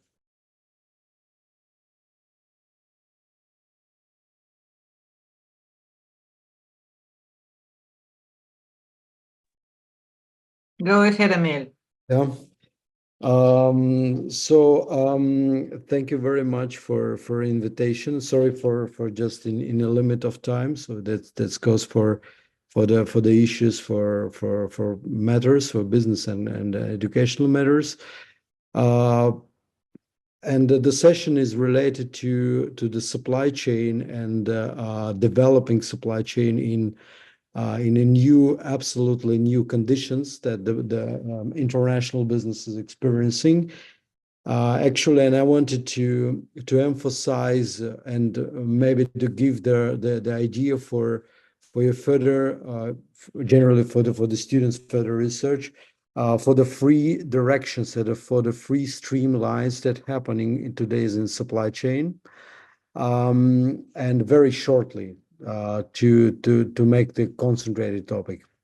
The first idea of the modern supply chain that is transferring from the idea of the service function to the grade and the on-streaming function, to the base function of the company. And if you open any book and any source for related to the value chain creation and through the supply chain operations, so you see that supply chain and logistics functions that are service function. So nowadays it's not anymore in this concept. The idea that the supply chain and the logistics functions are moving from the service supported function of the company or the business to the base and the streaming on organization function. And it's supported with all the business models and the company's transformations that are happening nowadays, that they're transferring from the normal operating companies to the marketplacers and generally for their digital marketplacers. And in this particular transformation, the supply chain becoming the basic operating platform for these companies, bringing the raw materials to the finished goods and the finished goods for the distribution and distribution to the retailer consumption and the shelf. That's the first idea of the change. The second idea of the change that the all companies in the world competing with all companies in the world. That's the idea coming with no matter that the companies are in a different industries in a different countries or geographical factors plays roles here. But the all companies competing with all companies, let's say like the Boeing is a competitor for Nestle, and the people is asking, but how they're competing? They're from different industries. They are producing different products. They're competing for the investors, and the major value of the company, major ability of the company's business model, is to return on their invested capital. It means that all companies are competing with the return on investments. And I'm bringing this idea that when all companies competing with all companies on this strategic level for the investors, they are building up the return on investment potential for generating the profit. And the profit is generated today in 70-80% of the occasions and cases not only through the revenue increase, your sale and distribution increase, but to optimize and downsize the operational cost, variable fixed cost, capex and opex costs for the business. That's meaning that the streaming to build the profit, to return on investment, to be lucrative for the investors, that's coming with the idea for the decrease of operational cost. And the decrease of operational cost is living in the supply chain system. And one of the idea of their efficient increase that the companies are integrating in the supply chain system in one common platforms of operations. This platforms called replenishment standard or replenishment system. That's now the companies existing in a separated way. So there is no separated supplier of raw material. There is no separated producer of the finished goods. There is no separated distributor of finished goods and the retail net. They're integrating into one analytical replenishment platforms based on the principle of the replan. So every day planning the operations of the orders, of their normatives, of their stockouts, of their inventories, and so on. And it meaning that the companies now are operating as the one organism in this platform, and the competition impact happening not between the companies, but between the supply chain systems. Supply chain systems competing with supply chain systems by the other groups of the companies and teams. It's like, you know, when you play tennis, you're competing, so it's individual game. So you compete, or the one player is competing with the other player. When there is a basketball game, there's a team competing with the team. In the supply chain system, this team of companies competing with a team of companies for supply chain excellence and supply chain executions. This is the idea number two, and the idea of integrations of the companies on the common replenishment platform that is increasing the efficiencies by decreasing the operational costs and letting the company to generate more profitabilities and more return potential. One of the core aspect in this idea, my friends, that's coming to the margin call rates that the companies and the businesses are having. And the margin call rates, meaning that this is the minimal possible rate of the operational margin that letting the company to operate. No matter your supplier of raw material or your producer of finished goods, you have this margin call rate. And the idea of replenishment that the companies are operating above this margin call. It's meaning that the integration is helping the companies to build up the sustainable supply chain, not only for the flow of the finished goods and the raw materials, but to generate sustainable, forecasted, long-term operational margin that is becoming the biggest source for the further investments of development. And the third idea of the modern supply chains that's coming for the idea of the software deep penetration for the execution of the operations. Just like 25 years ago, we were not speaking a lot about ERP systems, enterprise resource planning systems, and more than 7,000 supply chain softwares that today the companies are installing them to get the absolutely on-time, relevant, and very actual access to the physical operations. That's from the one hand, and the second, that's what's operationally happening today. I would say it's kind of a revolution in operations that the companies are moving from the barcode. You know, the barcodes are existing everywhere, and you know, it's a very modest and non-remarkable sometimes the point in the product pack, in the pallet, in the transportation unit, but plays a great role downloading the analytical information about the cargo, about the cargo's flow in the supply chain, and the barcodes are moving to the air feeds. and the air feeds. These are radio frequent identifiers technology that is not requiring the personality to participate in the analytics of the cargo flow and the registration of their inventories, of the stockouts, and so on. That's moving to the global to software principle of M2M, machines to machines, meaning that is excluding the personality form from the exchange of technology between the integrated platforms of software, and it's creating more actual, more adjusted and more forecasted result for the companies. And today, that's of course requiring the big headcount cut. So that's one of their big social aspect in these issues. But when you consider the supply chain system by the global company, that's related to integration of their companies in one platform and reverting this platform in a full analytical way by the software, we're living basing on the artificial intellect and in the clouds. So that's managing the operations from the clouds by artificial intellect.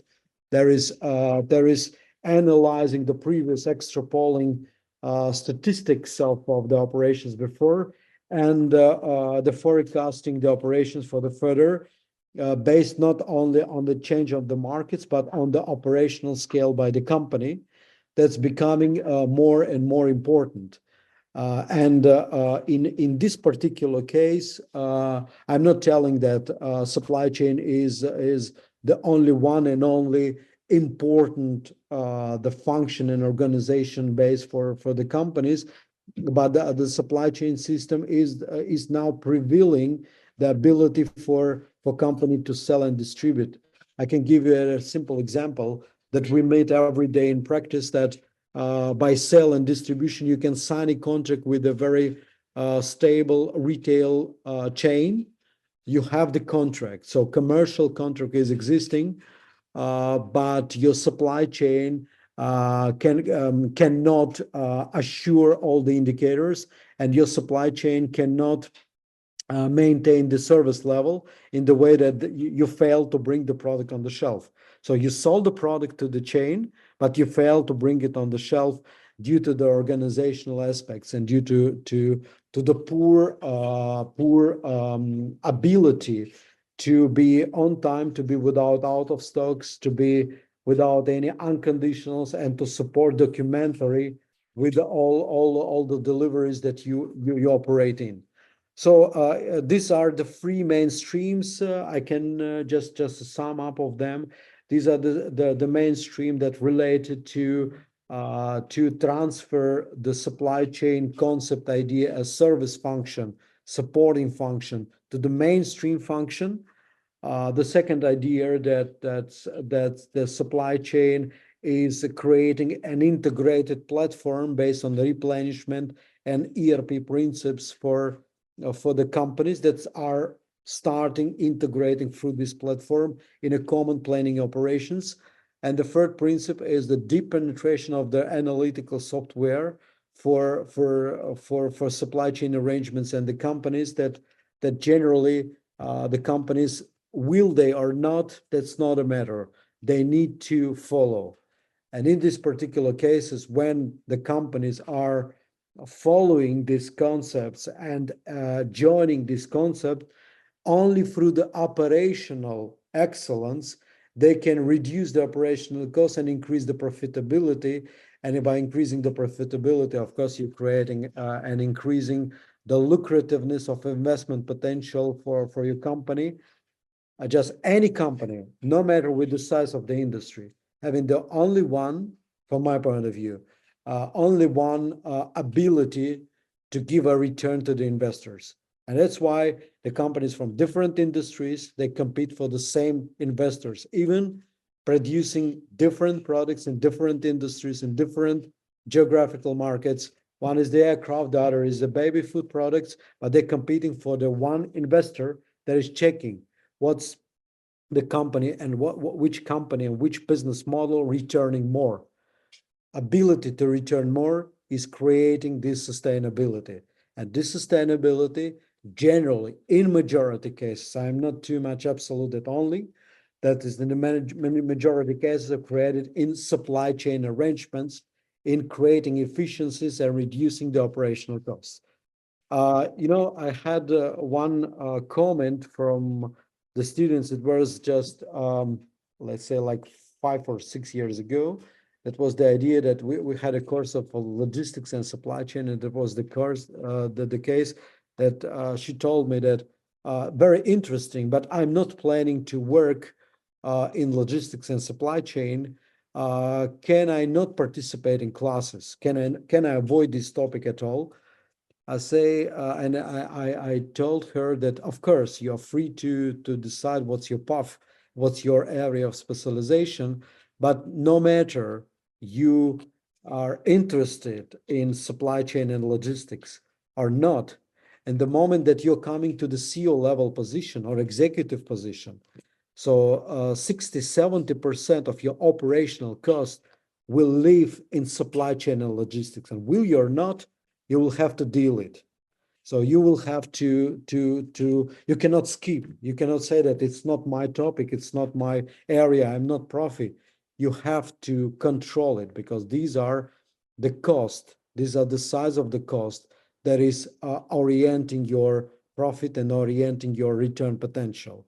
So that's my reply was, okay, you are free to select your way, but when you are the CEO and you will run a company with any million or billion turnover, 60-70% of your cost will be living in this area, in the area of supply chain, operations, production, and the logistics function. Hope that it was very short, and I tried to just in a couple of words and sentences to share with you with what's happening today in practice. And if you have comments or questions, so would be glad to answer. And thank you very much for invitation. Elena Nikolaevna, very, very nice to see you leading the sessions Same and leading here. a very hot. Thank you very much. Thank you. Thank you ever so much, Emil, but for your precious time and your willingness to share this precious experience with you. So tell me, please, do you have really to go now at this minute, or probably you have a time for one question or to listen to one student presentation or what?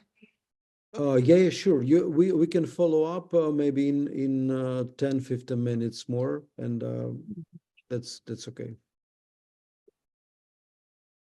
Can I ask a question? Yeah, sure, of course. Go ahead. Yes, thank you for your presentation. And I have one question. Can you say maybe the best practice of the supply chain? Who's the best example in this case? Which company? Actually, thanks for these comments, and that's not the case of the company. That's the case of the group of the companies, and you can take any FMCG producer that is on the level of the multinational scale. We can take like Walmart stores, Nestle food producer, Tetra Pak, producer of raw materials. So I'm just giving you the three companies that joined in the one supply chain system, as Tetra Pak as producer of raw material pack, aseptic pack. Nestle Food is the global producer of the FMCG products, fast-moving consumer goods, and the Walmart stores, e-stores or non-e-stores. And these are the three companies with different branches and regional subsidiaries. They are based on the one common platform.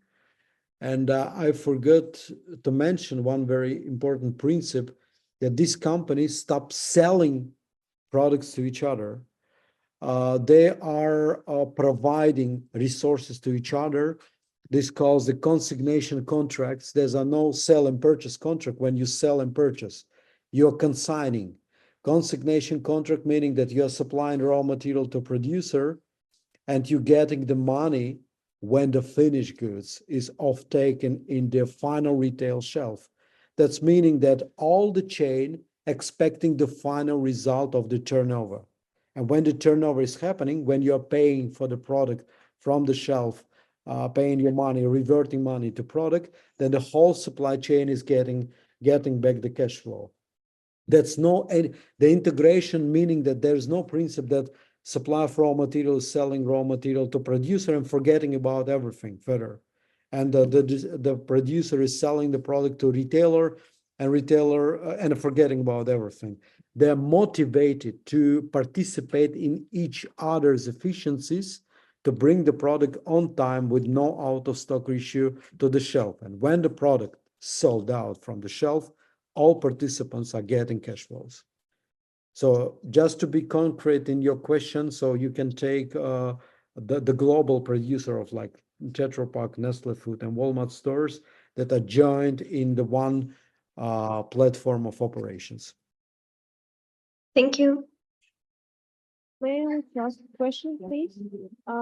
In your opinion, how does the fact that some companies shifted to lean production and just-in-time logistics affected the whole world logistics system and global supply chains? From my point of view, just-in-time is not existing. That's a very good concept that the companies are moving to. But you can, as a producer, you can tell to the business world that you are in a just-in-time. It's meaning that you are not having any inventory. But inventory, that's your cash flow. That's never coming to liquid form. That's inventory that you sold out the pallet. You need to bring the pallet back as for the normative. So it's always in product base.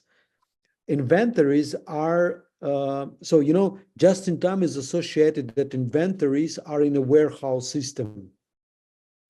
But today is the concept of modern supply chain that inventories are living not in the warehouses. The inventories are living in processing, and inventories are living in the transportation.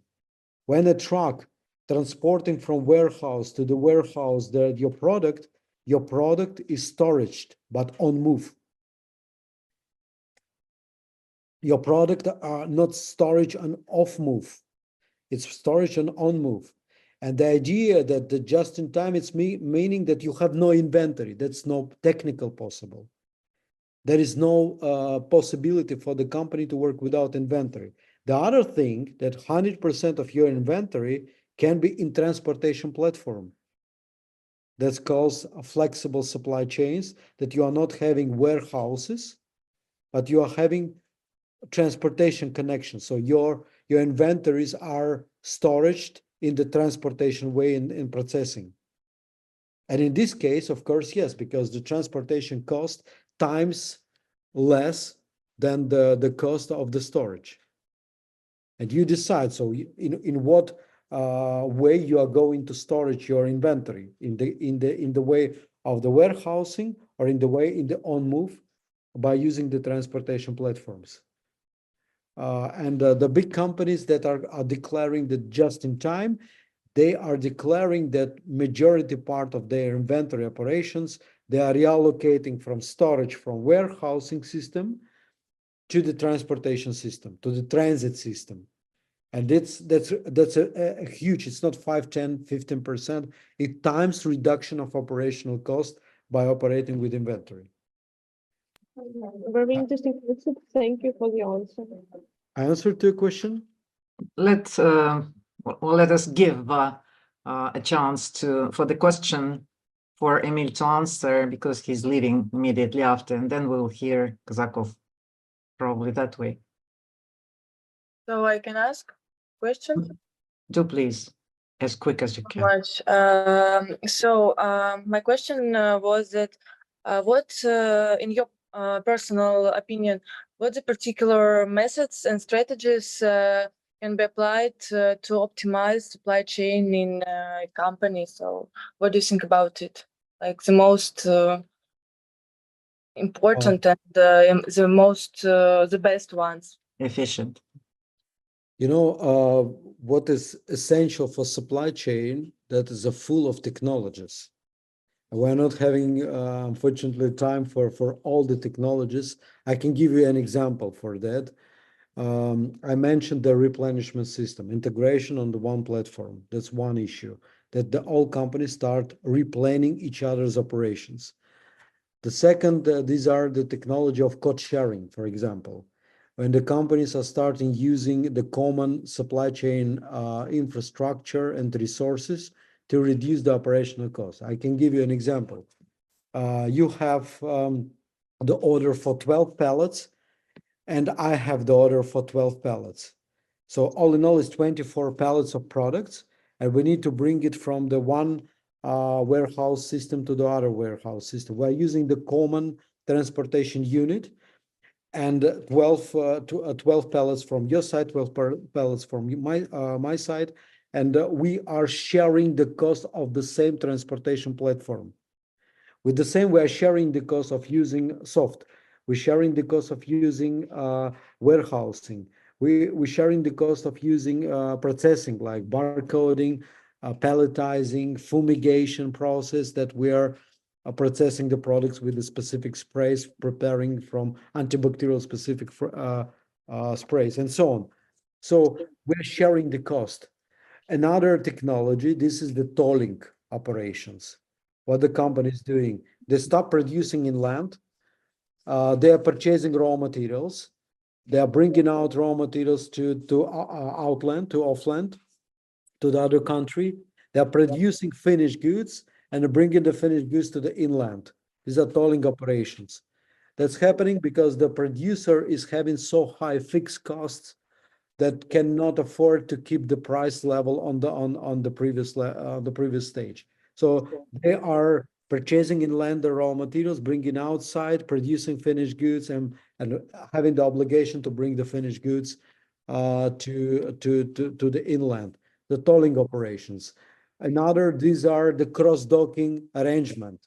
Cross-docking arrangement meaning that you are using warehousing system where you are accepting macro flows, macro logistics, big consignment logistics, and you are redistributing them. You are mixing and redistributing them to the micro logistics. These are cross-docking system. One of the technologies at MIT, merge in transit, that we started speaking about just in time. There is no warehousing system. The truck is joining with the truck in the supply chain. So you are using only transportation platforms without storage. And you storage all the inventory in transportation platforms. And we can prolong it so that's existing. That's very, very specific, very practical executions of technologies. And all of them, they are bringing, of course, the reduction of operational costs, the efficiencies of usage of the resources. And what is the most important? The companies, they don't need to build up its own supply chain infrastructure. There is a high CapEx investment projects. You don't need to build your warehouses.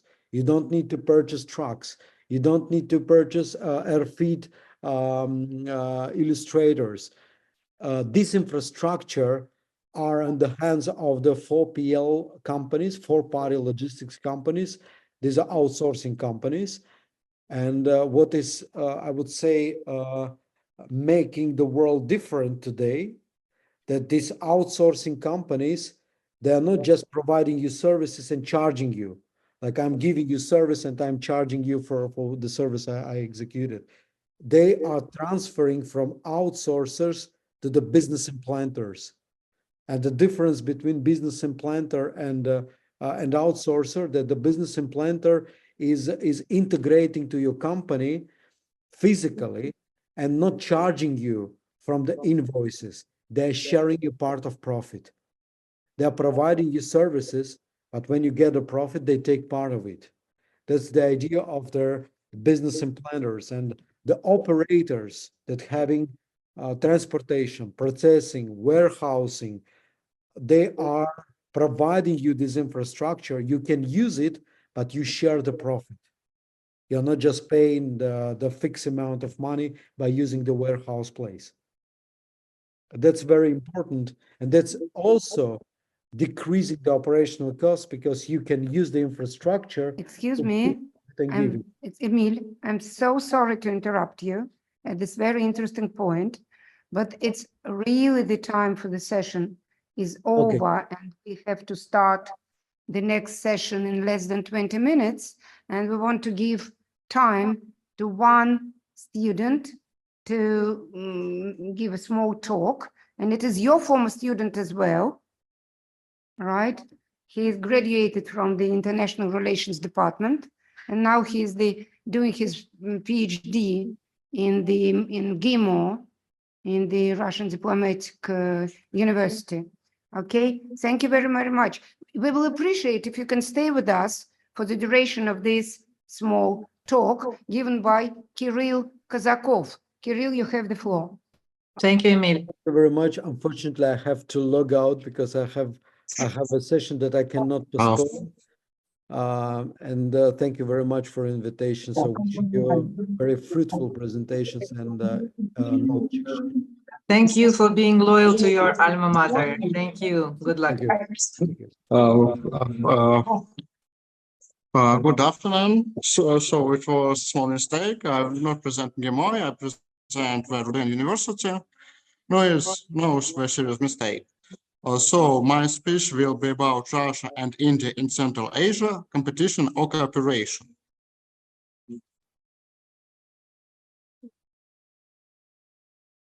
No, I believe that everyone knows about positive aspects of India-Russian relations. So it isn't very important to us. However, they have a negative aspects. The most important negative aspects is the high level of cooperation between India and the US. As you know, China is India's main competitor today. So it's natural for New Delhi to participate in some American military, political, and economic initiatives aimed at containing Beijing through the Eurasian space. Today, India plays an important role in Central Asia. So India and Central Asia have very long history of cooperation. It's about